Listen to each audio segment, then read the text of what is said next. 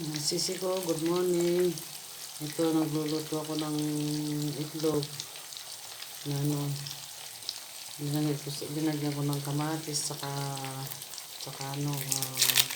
sibuyas. Saka linagyan ko ng itlog. Lagyan ko ng cheese. Ito mga sisi ko, samahan niyo ako sa mini vlog ko this morning. Ito yung magsawa, like lang ninyo, atikado. Lagyan ko ng konting paminta. Yan mga sisi ko. Yan ang breakfast ko. Samahan niyo ako para mabusog ko kayo. At saka dalawang sliced bread na brown. Ipainit ko rin. Ayan po. Yan ang itsura. Share. God bless po sa atin lahat. I love you guys. Thank you sa inyo lahat. Sa pag-follow.